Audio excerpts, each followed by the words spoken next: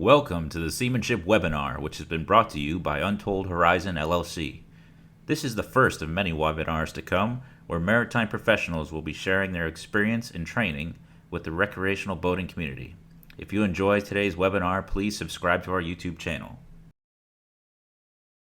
My name is Jeremy Dann, and I am your host tonight. With me this evening is a very special guest. He is the member of the United States Coast Guard elite group of rescue swimmers stationed down in New Orleans. Petty Officer Owen Roberts, welcome, and thank you for joining us today. Sorry there, Owen, I had you on mute. That's all right, Jeremy. Good to see you. Thanks for having me. It's good to see you. Yeah, first and foremost, how are you doing down there with the virus and everything? Shut a lot of things down, but Coast Guard is still running strong. We went to a modified duty schedule, so we only work one every 4 days just to kind of limit our exposure to each other. So we're on kind of skeleton crews, just getting maintenance done and stuff like that. But we're still out there doing what we do best. So nothing's really changed other than the amount of time I spend at work now, which is nice. Oh, good, very good. For me myself, working on tugs in New York, I was down there in New York when the whole city shut down, so that was pretty nerve-wracking. But all the grocery stores got completely clobbered and cleared out and nearly ran out of food. Luckily we were able to crew change. A lot of mariners out there are stuck, unable to crew change until this is all over with. So I consider myself pretty lucky. So as a rescue swimmer, what made you decide to become a rescue swimmer? Just growing up in I grew up in a military family, and I knew that I wanted to serve my country. I just didn't know, how or when I was going to do it. And then I was sitting on the beach one day in Hilton Head as a lifeguard, and I watched the helicopters fly over out of Savannah, and I was like, man, that looks like such a cool job. I think, I really think I can do that, growing up as a swimmer as well. So that kind of solidified it. Like, I knew that if I didn't do it, I would always kind of be looking at those helicopters, like, wondering what could have been. And I just decided, it's either now or never. So and then that's why I joined. Yeah. Well, it's very cool. It's one of those jobs you really got to kind of go all in. It's not exactly something you can only halfway do. Yeah, it definitely took a lot of time to prepare for the school and to make it through the training. So sure. Yeah. So going on from that, what exactly, what kind of training did you have to go through to get to where you are now? So the Coast Guard does things a little bit differently from every other branch. You actually have to work in the Coast Guard as what's called a non-rate. So you go to boot camp, you do your time there, and then you go become a non-rate at either on a cutter, a small boat station, or at a land unit. Since I knew I wanted to become a rescue swimmer, I worked in with my recruiter to get me stationed to a land unit where I could have access to a pool and have access to a training facility. So as a non-rate, I was stationed at the training center, and we helped recruits with their lifeguard classes and stuff like that, which just basically allowed us a lot of free time to, or not free time, but time to train and kind of get put through the ringer by somebody who's already been through the school. So we had a rescue swimmer who would, he was our supervisor, and he would put us through different workouts and stuff like that. So that kind of got me ready for it. And then to prove that I had what it took, I had to go to a 1-week prep course at the A school where I'm basically getting evaluated by all the instructors, and they put us through like an easier version of what school is actually like. And then they kind of evaluate us and say like, all right, you're good to come back this date, or, come back at a later date. And then finally, when I got to school, so the school itself is 24 weeks long, and it's, it's split up into 3 different phases. The first phase is like a 8-week beat down phase. The second phase is like you kind of proved yourself, and then it's 8 weeks of like pure test, basically, rescue tests. And then the third phase is the final phase, which kind of is a culmination of everything. And it's harder test, and it's a lot more difficult of a like the tests are harder in that third phase. And then once you graduate that, you go to your unit. So I got orders to New Orleans, Louisiana. And from there, I had to basically start, learning my job. So not only are we rescue swimmers, but we also maintain survival equipment on the helicopters themselves. Anytime we go flying, we're wearing inflatable life jackets that have a whole bunch of survival equipment like pyrotechnic devices, personal locator beacons, stuff like that. And we have to maintain all that stuff and make sure that they'll inflate properly, and make sure that even our helicopter has floats on it. So if you have to put a helicopter down into the water, those floats can pop off and keep you guys afloat for a little bit so you can get out of the helicopter. So yeah, while I was learning the tools of my job, I had to learn how to maintain the helicopters and work on them. So as soon as I finished, it takes about 4 to 6 months to learn, what it takes to work on the helicopters and what each component is, even on the engines and the powertrains of the helicopters. You have to learn all that stuff. And then on top of that, I have to go to an EMT school. So as a rescue swimmer, we are EMT certified. Sure. So I did a 7-week kind of accelerated EMT training out in California. And then once I got back from that, I was able to get fully qualified as a rescue swimmer and start standing duty. Wonderful. Yeah. So it took a long time, but it's definitely well worth it. So how many people were in your class to begin with at A school, and how many actually finished? So at A school, we started with 16 and we graduated with 8. So we had a 50% attrition rate. Yeah. That's a pretty solid attrition rate. A little on par with average. The class before us had 18 and graduated 6, and the class before that had 18 and graduated 3. So it just kind of depends on who's in your class at the time. And we had a really good group of guys, and we all kind of meshed pretty well. So that definitely helped out things. That's great. Well, congratulations. That's quite the achievement. Yeah, thank you. Yeah. Let's see. So you said about 4 months getting used to the equipment in New Orleans, and then once you got fully qualified, were you pretty much? Were things busy for you? I don't know how busy a rescue swimmer is as far as doing actual rescues or those sorts of things. Yeah. So unfortunately, that's not it's not every day that you get to go out and complete a rescue. However, my first duty day, I got my first case, and it was a medevac off of an oil tanker. I actually medevac the captain, which was kind of surprising. He had to leave his ship, and he definitely wasn't happy to go, but he was happy to get safe. So but yeah, since the summer, I haven't really had anything.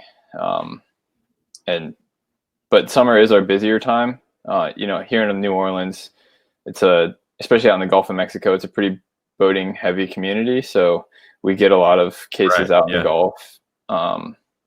And then, it's not that often that you do go out on a case, though, unfortunately. Right. Yeah. I would think that, the majority of the cases would be medical related, at least in the merchant industry. That would be the case. Would you agree? Yeah. As far as like the people that we pick up are, for medical reasons, it's like you said, it's the captains of boats, or like, fishermen, a lot of shrimpers, oil rigs. There's so many oil rigs on the Gulf of Mexico. Right. We get a lot of guys from those. Yeah, sure. But then as far as like people getting lost, that's like those are more of just the boaters going out for the weekend fishing trip or stuff like that. Yeah. So, yeah. And we do get a lot of those as well. Yeah. Yeah. No, I imagine. Yeah. Can you talk us through the actual process of what happens when you arrive on scene?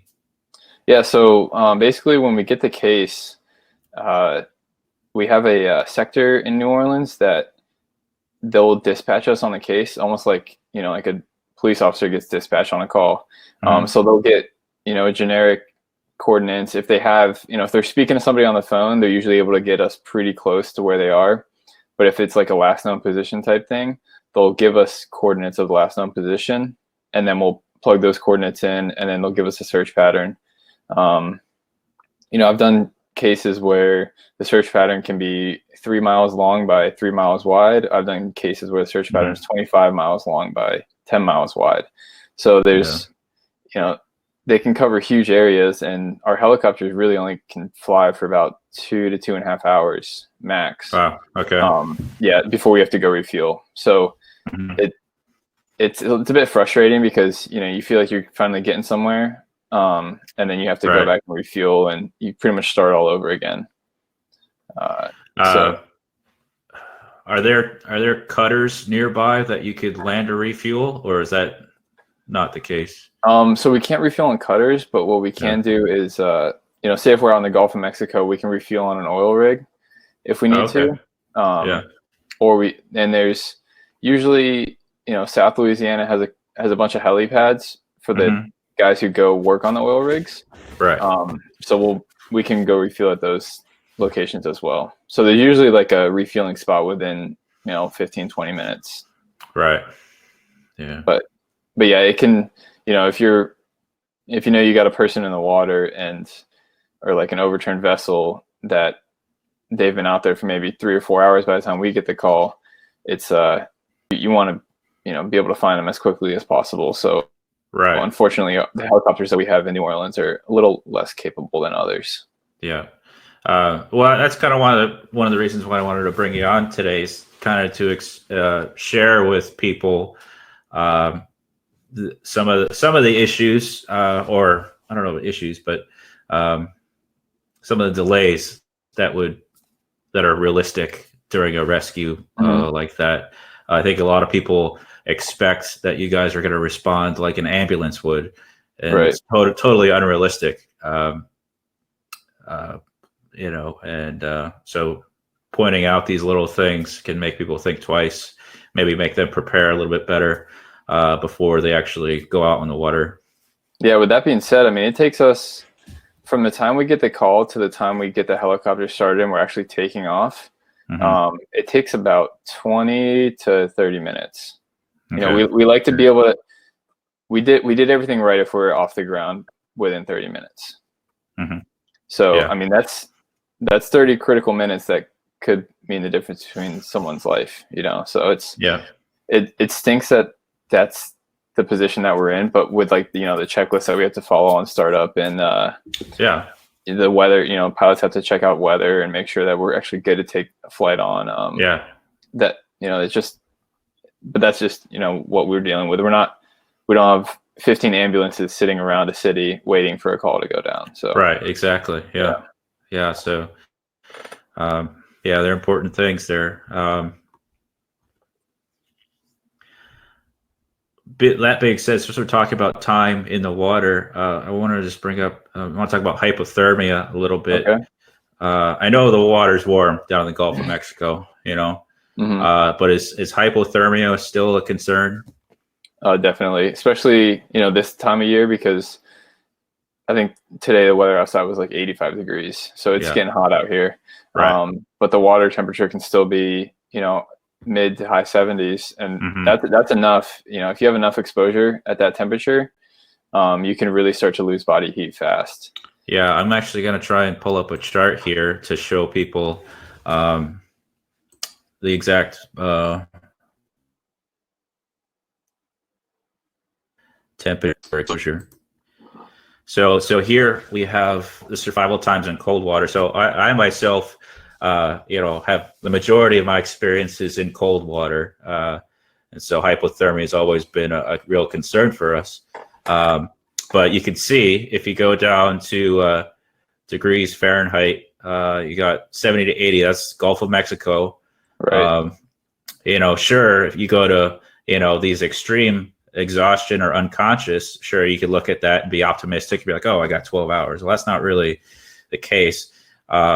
This loss of dexterity thing, that's a big deal. To lose your dexterity in your hands, that means you can't help yourself too much when somebody actually does show up. So within just 1 to 2 hours. So it takes you 30 minutes to actually take off from the call, and then actually getting there. I mean, that's about the time they're losing their dexterity, Right. if you find them on time. So just because it's a warmer climate, like in the Gulf of Mexico or down in Florida, it doesn't mean that you're out of the bad stuff, Yeah. And I mean, I definitely get it, because, if the water temperature is a certain temperature, we have to wear dry suits, and Right.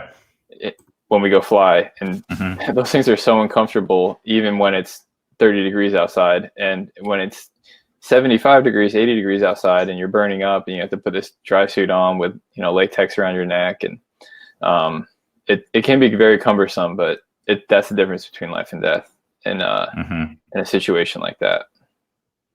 Yeah. Yeah.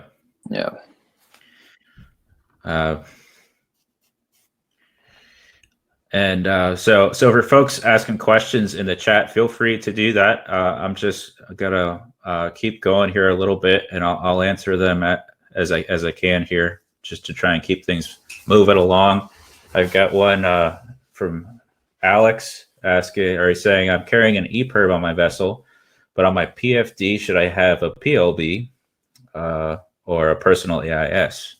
Yeah, so we actually talked about this. Before the show. We came live. Yeah. That's perfect. Great question, Alex. So, the EPIRB, like Jeremy explained to me, is they have the hydrostatic release, and so say if your boat goes down, it may not release properly and may not come up to the surface. But if you have a PLB, I always carry a PLB with me in my harness and my rescue swimmer gear. So those things, I mean, they're really quick to operate. It takes one push of a button and just open up the antenna on it, and you'll be able to get it to operate. And that thing's it's right next to you. So what I like to do with mine is I actually tie it to my harness and then put it in a Velcro pocket. So it's not going to go anywhere, so it's going to be stuck to me at all times. So anytime I get in the water, I have that thing. But yeah, I think that's probably the easiest way that we can find somebody, is because our sector would get that PLB hit or that EPIRB hit, and they would give us those exact coordinates. So definitely, especially if the EPIRB, if your vessel goes down and you kind of drift away from your vessel and you don't have a PLB, it's only going to pick up where your EPIRB is. It's not going to pick up where you are, so right. It's definitely a good idea to stay with wreckage if you do get in an accident or anything like that. But if you can't, I think a PLB is a good backup to have for sure. Yeah. And it is, and the personal AIS, I believe I've seen PLBs with a personal AIS combo recently at a boat show that I was at, which is like, super redundancy, which is great. So that's something you can look at. And so the PLB is a personal locator beacon. It's similar to an EPIRB, which what an EPIRB does is basically once it's activated, it'll send out a signal, which can be read by the Coast Guard or other authorities, which states the name of your vessel, where your exact location is. It says it lists contact information, emergency contact information, and that way the Coast Guard can not only get a hold of somebody, like for on tugs. If our boat sank and the EPIRB went off, the Coast Guard would call a representative of our company to make sure that everything was okay, and they'd kind of go from there. So the EPIRB and the PLB are very similar in function. The AIS is an automated identification system that's used for identifying ships or vessels primarily. It's the primary purpose of it now, it's kind of so basically, if you're looking at electronic chart, it'll show a shape of the ship, it'll show the direction it's going, its speed and everything. And so what they've done is they've taken that AIS and brought it to wearing it on your person, marking buoys, that sort of thing. Yeah, all good questions from everybody. When you are approaching a scene, what would be like your best customer? Show it, like, well, what do you want people to do in the water so that they're not interfering with you, or anything like that? So I mean, are you talking like getting them from the water to the helicopter, or sure, yeah. So or like trying to find them in the water? Yeah. So okay, we'll start with that. So let's say you're trying to find somebody. Okay. What can somebody do to make themselves more visible? So obviously you have like the basics, nav lights on your boat, flares, any horns or whistles that you can use, and then just life jackets with maybe Solus tape on it, like reflective tape on it. Yeah. And then knowing how to use those flares, and don't point them directly at the helicopter, but point them straight up in the sky so we can, sure. you get a better view. Yeah. Surprisingly, obviously this can't be used at nighttime, but in daytime, one of the best tools is a signal mirror. So if you just take a mirror and reflect it off the sun, that's so much brighter than any flare ever would be. And you can get that right up in the cockpit of a helicopter, and we'd be able to pick it up real quick. So as far as, finding us, obviously the EPIRB and the PLB are going to be the best ways with those GPS coordinates, because we can just plug those right into a computer and go right to you guys. Sure. But then, once we do find you, just kind of relax and understand that this is probably going to be the most interesting ride of your life. We're gonna put you into a small little basket and send you up into the helicopter, and it's going to be loud, and you're going to feel like it's raining because the water just kind of gets washed out from the rotor blades. Everybody in the helicopter was hearing protection because it's crazy loud up there. But yeah, it's just kind of like a swinging ride up in a loose chair that you feel, you feel like you can almost fall out, but don't worry, you won't fall out. But yeah, just, relax and let us do our job, and kind of listen to what we're telling you to do. And yeah, just be thankful that we're there. And you hear stories of people trying to fight the rescue swimmer as they're approaching them in the water, and like obviously we train for that stuff, but it's if you're in a situation, just try to stay as calm as possible. That's the biggest thing. I think that's the key there, is trying to stay calm throughout the whole situation. I know it's easy to get excited when somebody shows up to save you, and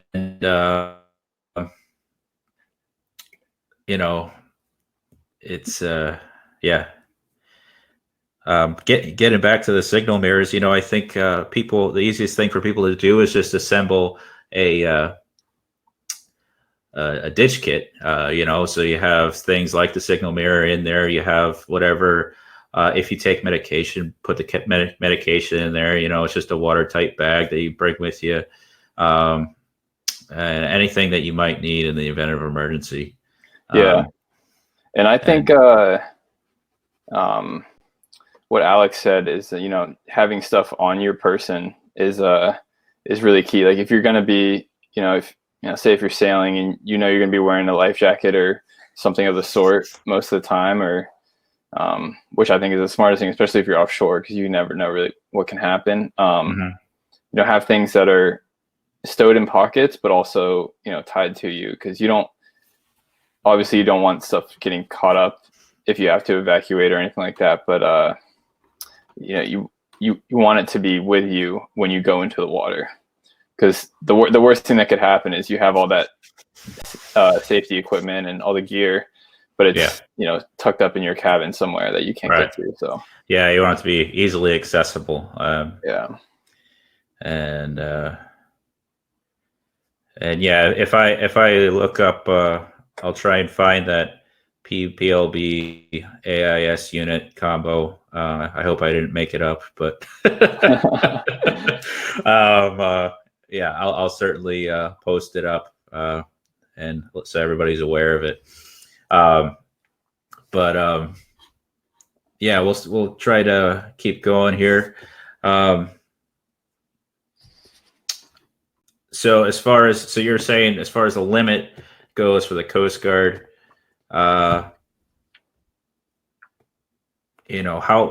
it's because you got different aircraft for conquering certain distances. So you've got your helicopters, which is the Dolphin class, I believe. Is that right? That's what we have down in New Orleans. Okay, and there's also the Jayhawk. Are there many differences between those two? I mean, yeah, there's a huge difference. The Jayhawk is just so much more superior of a helicopter as far as carrying capacity, the time spent in the air. It usually lasts, like I said, our flights last 2.5 hours max. Those things can go up to 8 hours with their external tanks. Okay, so I'm just gonna pull up some pictures of what we're talking about here. So this picture here is the Dolphin class, which is what you have in New Orleans. Yep. And then we'll go to this next one. This is the Jayhawk. Nice, pretty picture. Oh yeah. So this is what they have in Cape Cod, Air Station Cape Cod. And it's hard to tell in these pictures the size difference, but to put it into perspective, a hangar that can fit 5 Dolphins can only fit 3 60s, 3 of these Jayhawks. Okay. So I mean, these things are so much more. They just take up so much more room, and they have a lot more of a carrying capacity. Yeah. And then you also have, do you happen to know what I don't know if you already mentioned this, the range of the Jayhawk? Yeah, it's 6 hours, but then you can put external tanks and make it close to 8 hours. Okay. So that's why they have these in Cape Cod, Elizabeth City, North Carolina, and Clearwater, Florida on the East Coast. Right, it's much bigger areas. Oh yeah, they're able to, they can get all the people out in the Gulf Stream. They can go that far in these things, and then come back. So they're pretty impressive with the capabilities of the Jayhawk. And then there's also the C-130, the plane here, and so just gonna try and pull that up. So what's the general purpose of the C-130? So the C-130 does a number of different things. They do long range surveillance. Part of our other job in the Coast Guard is migrant interdiction. So they can, and drug interdiction. So they're also used for that role as well. However, if it's a long range SAR mission, search and rescue mission, the C-130s are able to fly much further and much faster. So say if it's a like a sailboat out in the maybe like 200 miles off the coast, they're able to get out there and verify that it's out there. They have I'm sure you've seen the video of like paratroopers jumping out of the back of C-130s. So we can't do that in the Coast Guard, but what we can do is unfortunately we can actually push survival gear out of the back of these things. So help people last a little longer. So we can push life rafts, and they're just attached to a parachute, and they basically hopefully we can get them to where they float directly over the boat, and those people can kind of like reel those things in.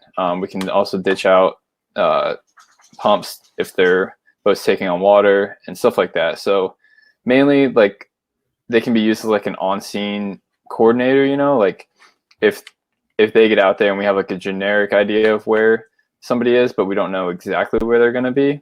The C-130 is good to get out there and do like the first initial searches while the helicopters are still getting started up.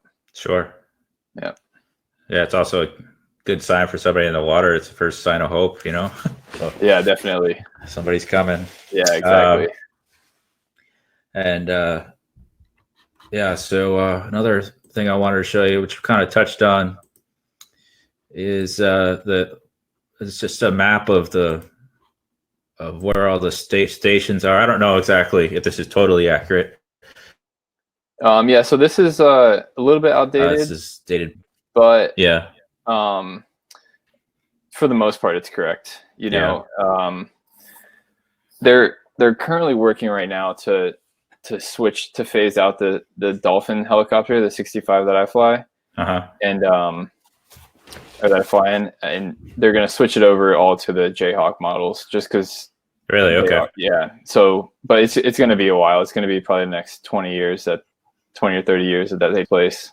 Yeah. But I mean, for the most part, this is pretty correct. As far as, you know, like Sacramento still has fixed wing assets. Cape Cod still has fixed wing assets. So does Elizabeth City. Yeah. And it's just, I mean, but yeah, you look at the Gulf of Mexico, like especially the New Orleans and West. You know, the only assets in, I guess Corpus Christi has a fixed wing asset as well, but they all have the small helicopters, the Dolphins. Right. But they're kind of perfect for this area because, you know, hurricane operations, you can kind of get in to smaller spaces that you wouldn't be able to in a Jayhawk. And while they can't carry as many people, they can kind of get in and get out faster. I think they can refuel a little bit quicker than the Jayhawk. So there are some pluses to them. Okay. And that's why they're predominantly in the hurricane regions. I see. Yeah. Yeah. So, you know, it's something to keep in mind that, you know, if you're in New England, you know, and you're up, like, I mean, I spent a lot of time up in Maine.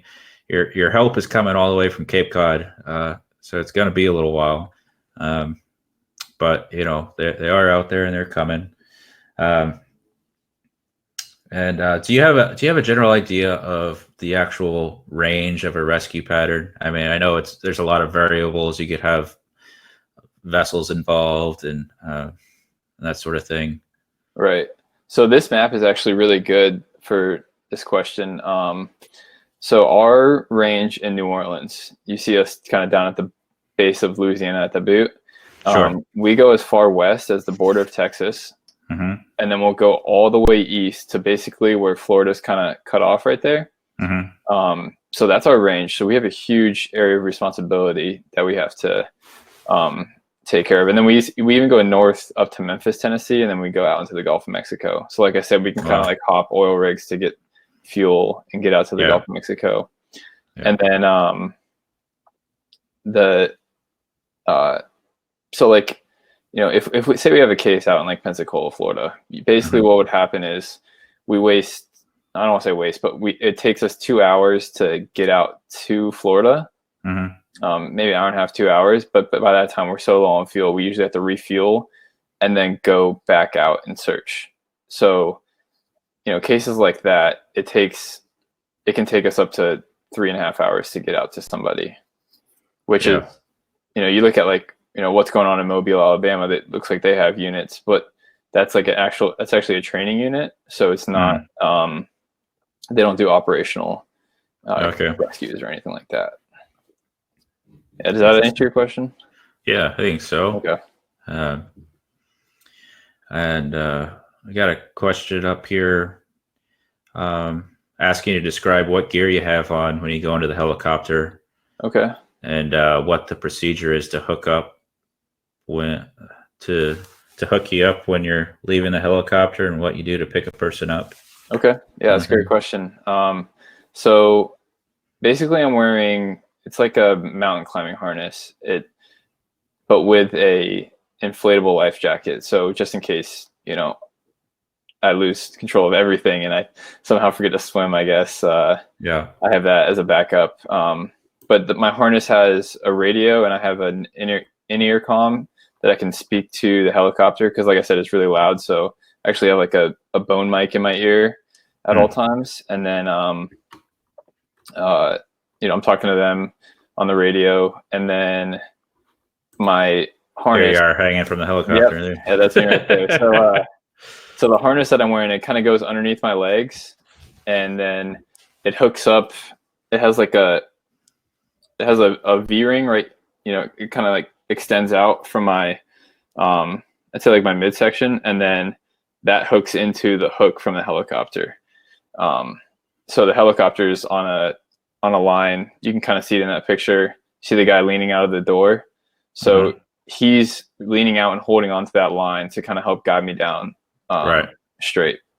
And then when we pick up a person, we have a couple different methods that we can use. We have one thing that's called a quick strap, which is basically a lifeguard tube, like one that you would find at a pool, but it's more webbing than it is foam.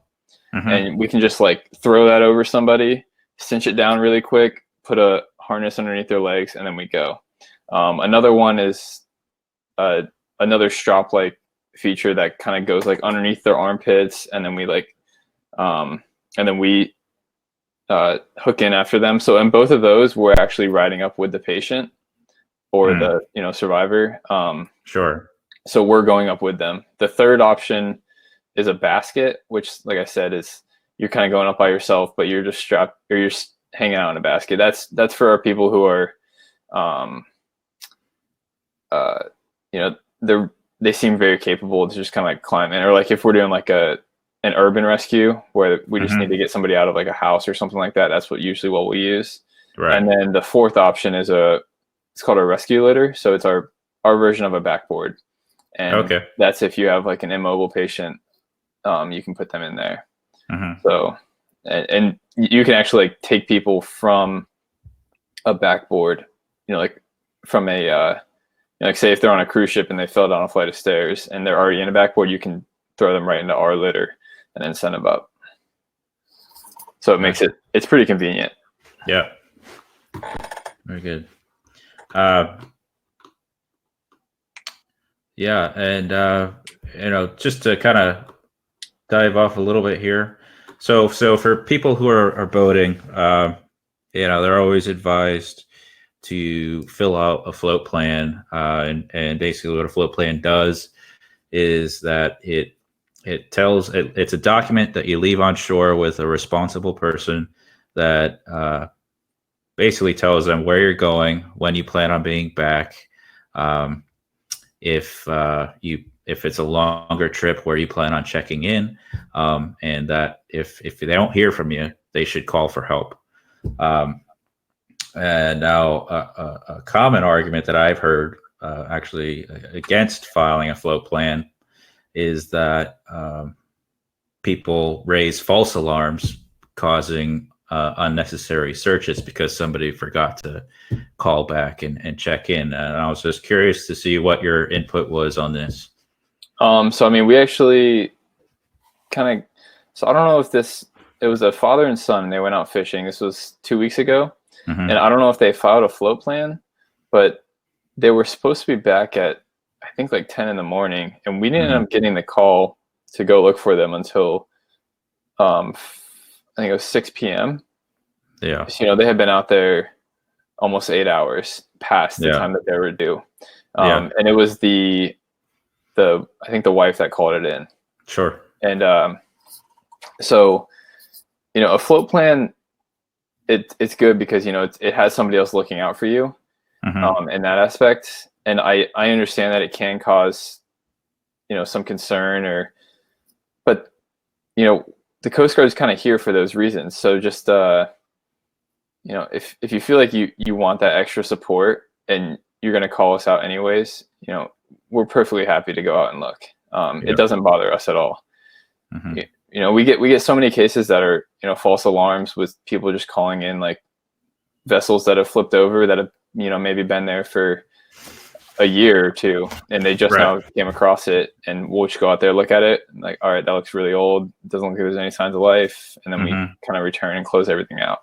Yeah. So, I don't think that's a solid argument for not at least telling somebody else on land where you're going to be. Yeah, no, I'm totally for it. And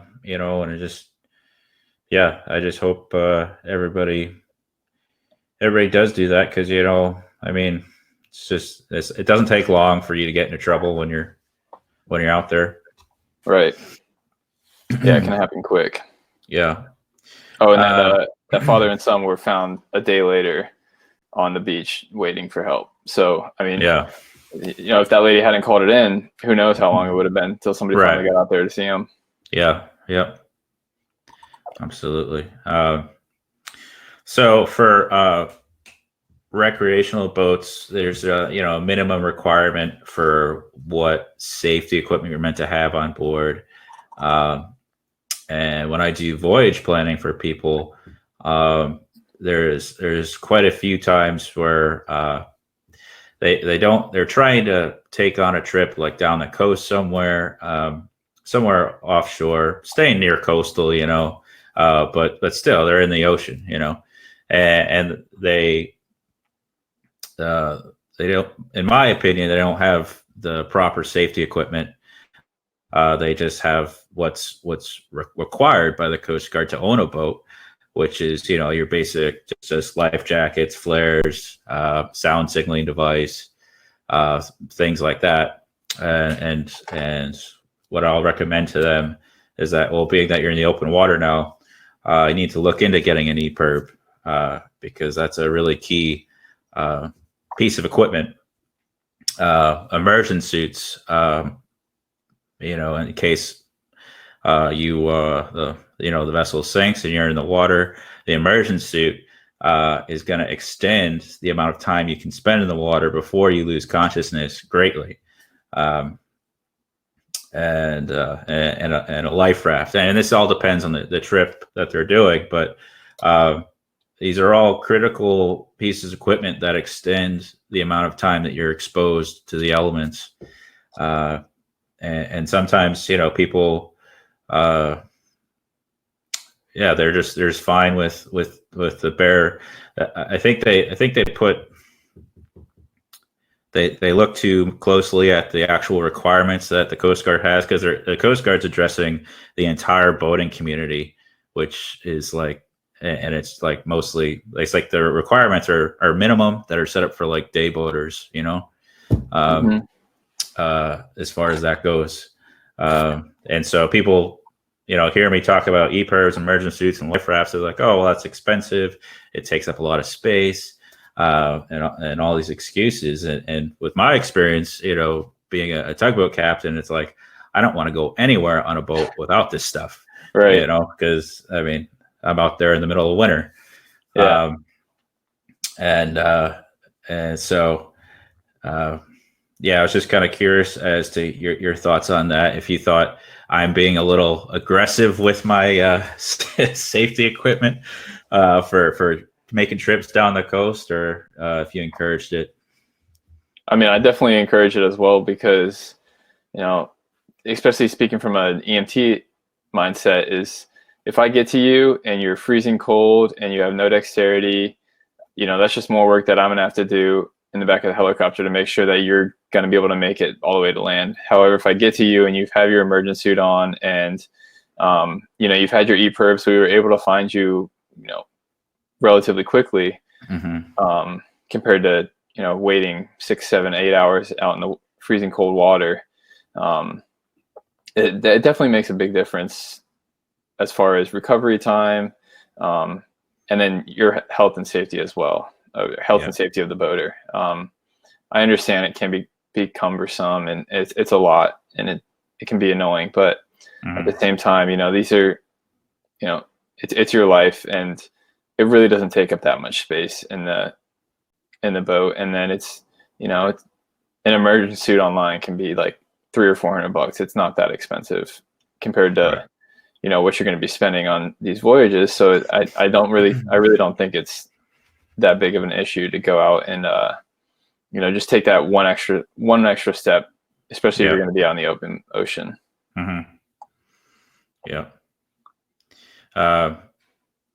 Let's see, I've got a couple questions here in the chat room. We got, how often do you recommend people practice Mayday and Pon calls? We could both answer it. I mean, yeah, I mean, it's just as long as you know, if you know what you're going to say during a Mayday call, I think it's safe to kind of go over that in your head. Yeah.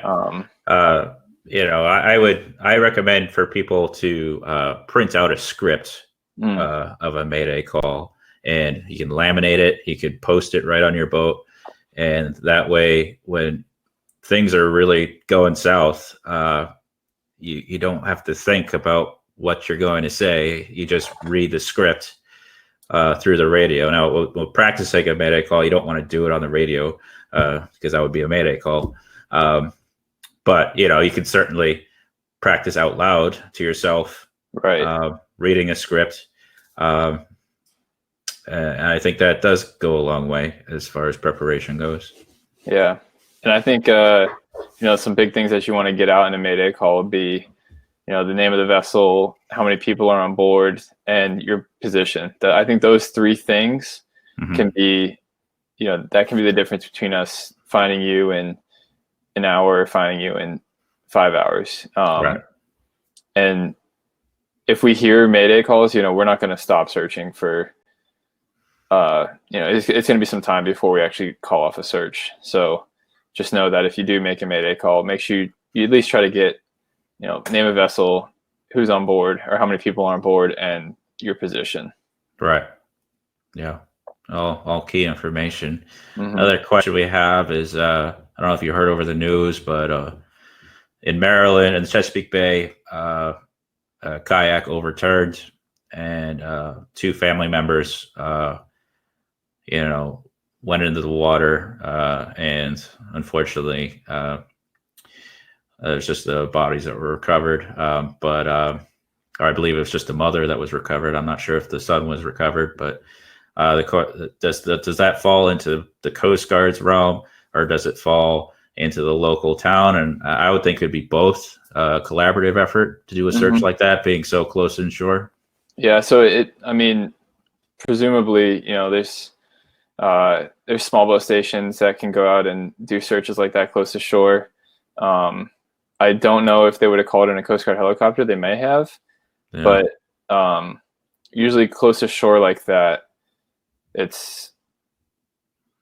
we've gone out on, kayaking cases, so very well could have been a Coast Guard helicopter. Yeah. I'm sure they did get a helicopter involved, because it's the whole Chesapeake Bay, which is huge. So right. And there's a lot of rivers, a lot of water movement. So it's a big area. Yeah. Yeah. And so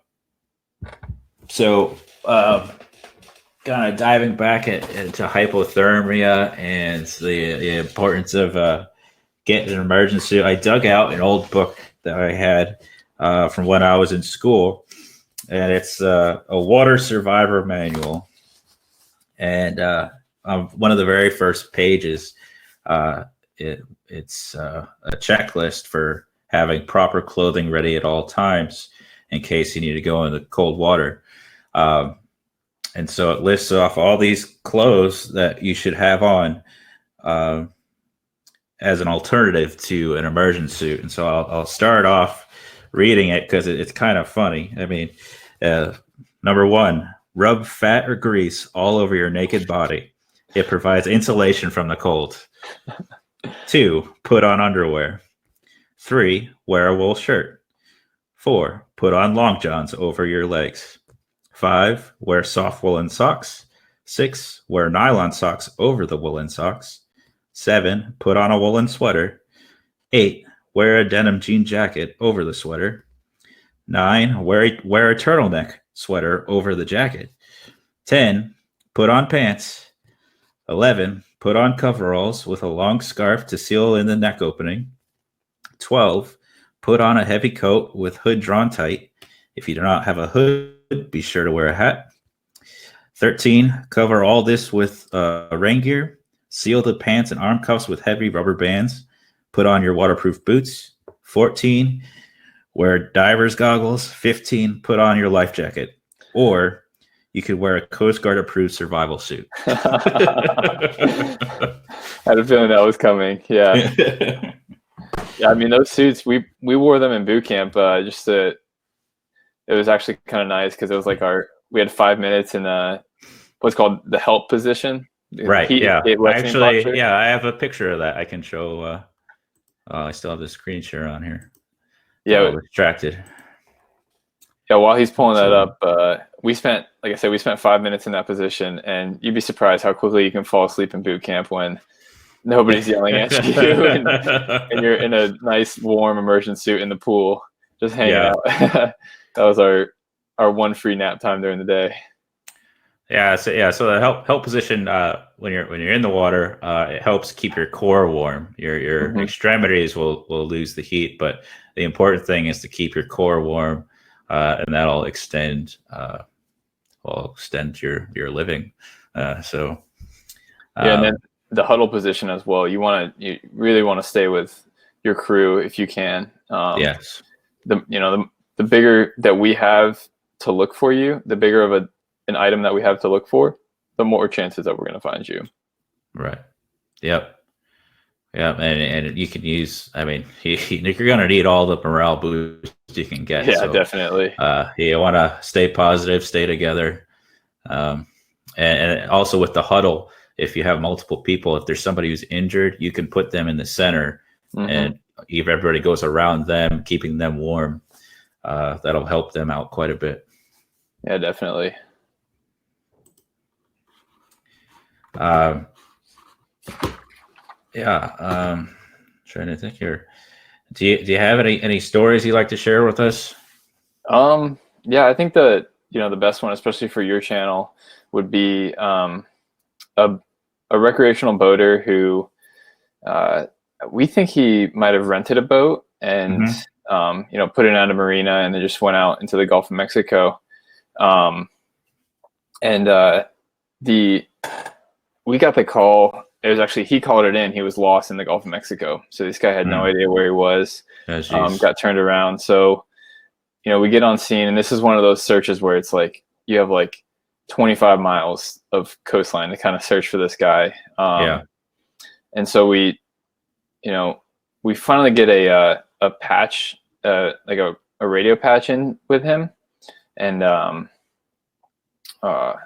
so, we're talking to him through the radios, and we're trying to figure out his position. We're like, all right, so do you see any land near you? He's like, no, I don't see any land. It's like, all right, any oil rigs out there next to you? He's like, no, I don't see any oil rigs. And we're like, oh God, because where we were, there was like 20 oil rigs, so they're all around us, and we're only like 2 miles offshore. So like, dang, this guy's got to be nowhere near here.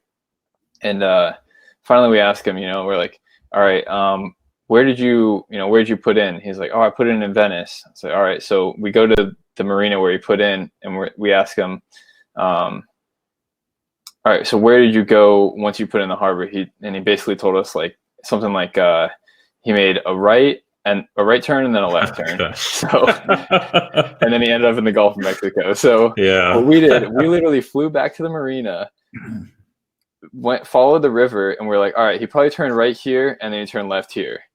And sure enough, right in front of us, this guy's boat was sitting right there. And he had flares, but he didn't have a radio.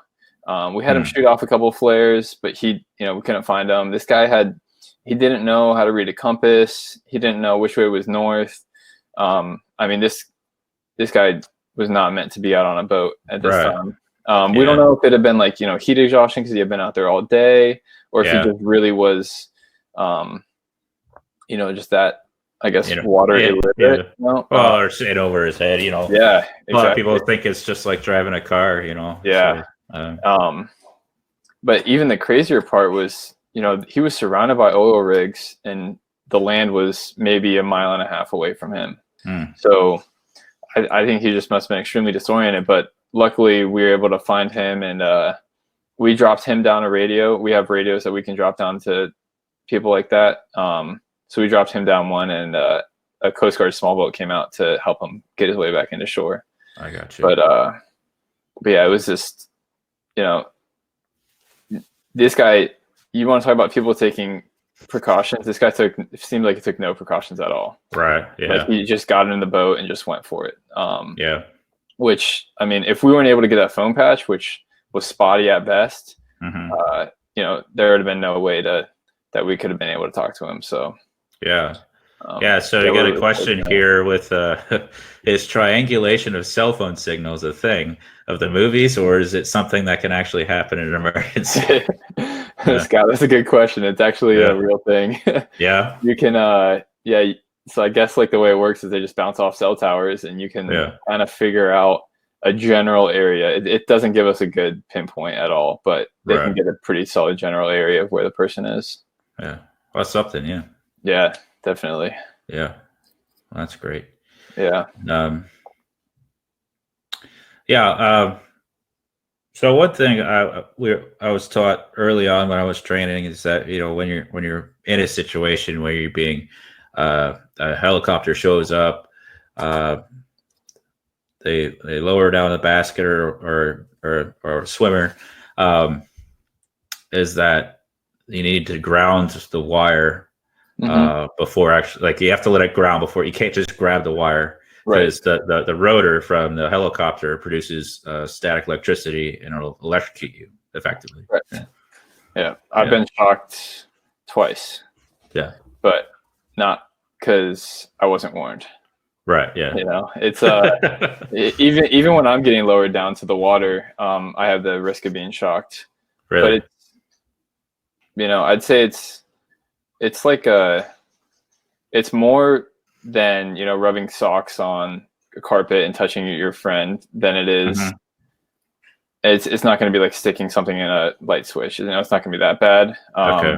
So if you know, if you have like a bunch of rigging on deck and you don't want the basket to get wrapped around the rigging or stuff like that, you know, and you need to grab it, just go ahead and grab it. It's probably not going to shock you.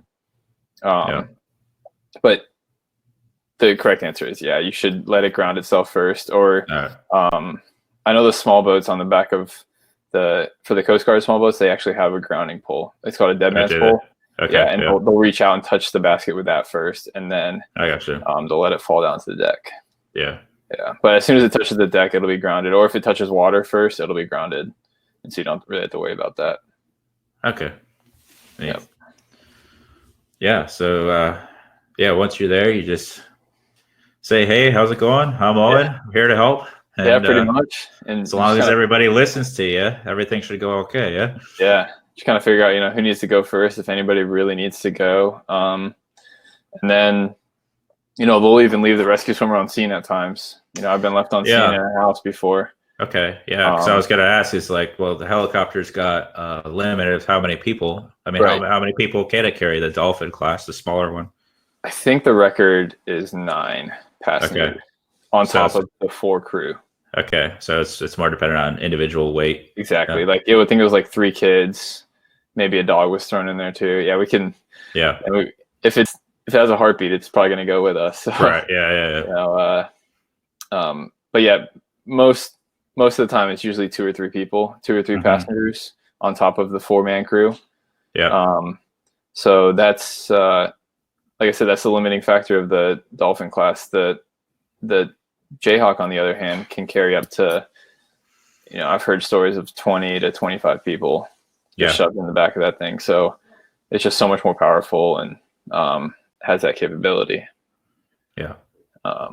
It's I mean, clearly our jobs they interact with each other all the time. Whether it's, you know, whether we're picking up mariners from a commercial fishing vessel or whether we're picking up guys duck hunting in a bayou, you know, it's right. We're going to be interacting with people on the water all the time. So I think that, you know, companies like yours are very important to let people know about these safety issues and, you know, at least be asking the question. Because if, you know, people who don't want to buy emergency suits, don't want to buy in the back of their mind. But if you're asking the question and you're like,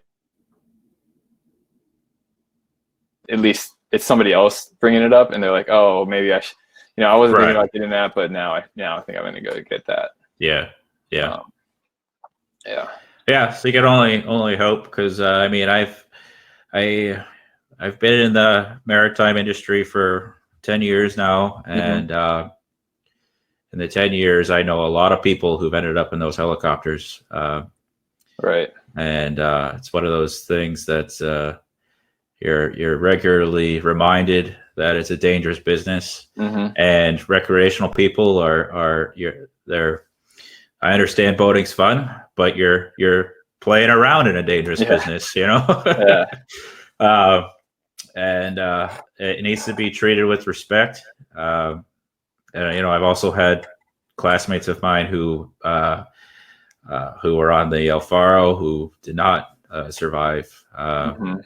So it's something to take seriously, and I think I really appreciate you coming out and talking with me about this, and to all the viewers, because it's important, and I think people are extremely grateful for what you do. I know I am, and all the people I work with, but it's also important to know that even you guys have certain limitations as to how much you can help.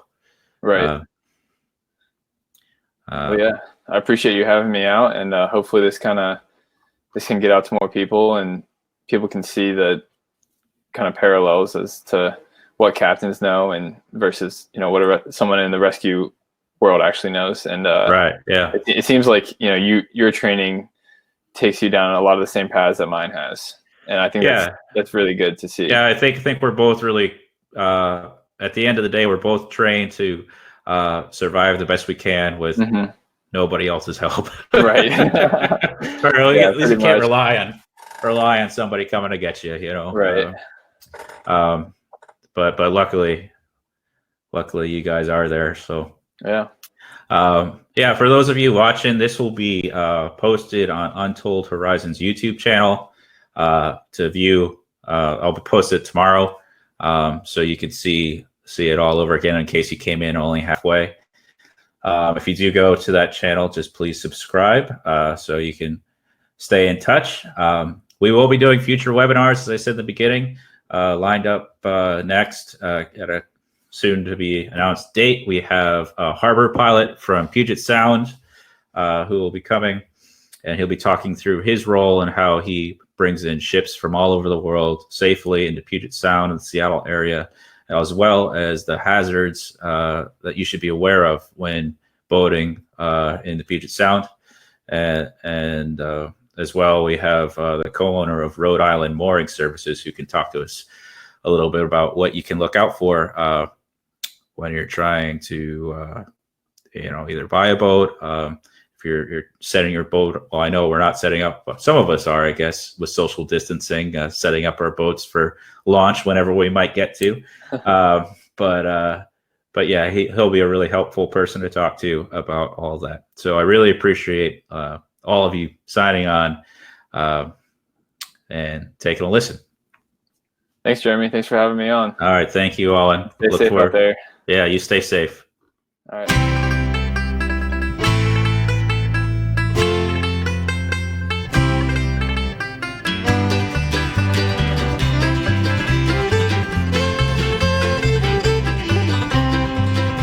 As I was going over Kilgarra Mountain, I met Captain Farrell and his money he was counting. I first produced my pistol, I then produced my rapier, then stand and deliver. I am your bold deceiver, Meshuring the Badoo-da-ba-da. Whack full of daddy-o, whack full of daddy-o.